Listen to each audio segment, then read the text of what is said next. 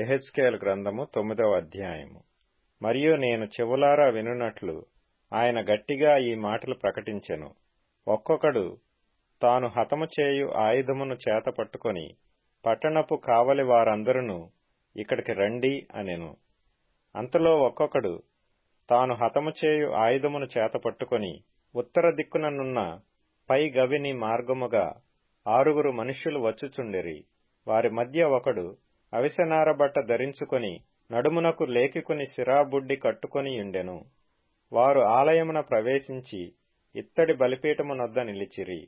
ఇశ్రాయేలీల దేవుని మహిమ తానున్న కెరూబు పై నుండి దిగి మందిరపు గడప దగ్గరకు వచ్చి నిలిచి అవిసెనార బట్ట ధరించుకొని లేఖకుని సిరాబుడ్డి నడుమునకు కట్టుకొనిన వానిని పిలువగా, యెహోవా యెరూషలేమును ఆ పట్టణములో ప్రవేశించి చుట్టూ తిరిగి దానిలో జరిగిన హేయ కృత్యములను గూర్చి మూల్గులిడుచు ప్రలాపించుచున్న వారి లలాటముల గురుతు వేయుమని వారికాజ్ఞాపించి నేను వినుచుండగా వారికీలాగు సెలవిచ్చెను.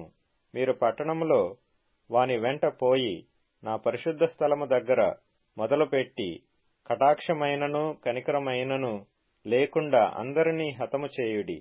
అందరూ నశించునట్లు ఎవరినీ విడిచిపెట్టక పెద్దవారిని చిన్నవారిని కన్యకులను పిల్లలను స్త్రీలను చంపవలెను గాని ఆ గురుతు ఎవరికుండునో వారిని ముట్టకూడదు.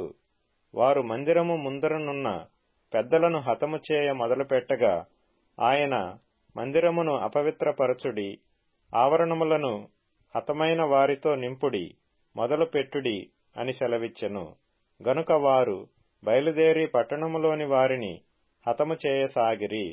నేను తప్ప మరి ఎవరునూ శేషింపకుండా వారు హతము చేయుట నేను చూచి సాష్టాంగపడి వేడుకొని, అయ్యో ప్రభువా యెహోవా, యెరూషలేము మీద నీ క్రోధమును కుమ్మరించి ఇశ్రాయేలీలలో శేషించిన వారినందరినీ నశింపజేయుదువా అని మొర్రపెట్టగా ఆయన నాకీలాగు సెలవిచ్చెను.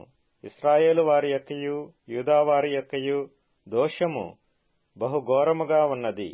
వారు యెహోవా దేశమును విసర్జించెననియు ఆయన మమ్మును కానడనియు ననుకొని దేశమును హత్యతోనూ పట్టణమును తిరుగుబాటుతోనూ నింపియున్నారు.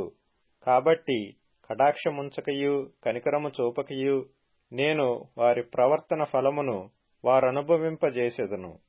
అప్పుడు అవిసెనార బట్ట ధరించుకొని లేఖికుని సిరాబుడ్డి నడుమునకు కట్టుకొనినవాడు వచ్చి నీవు నాకాజ్ఞాపించినట్లు నేను చేసితినని మనవి చేసెను.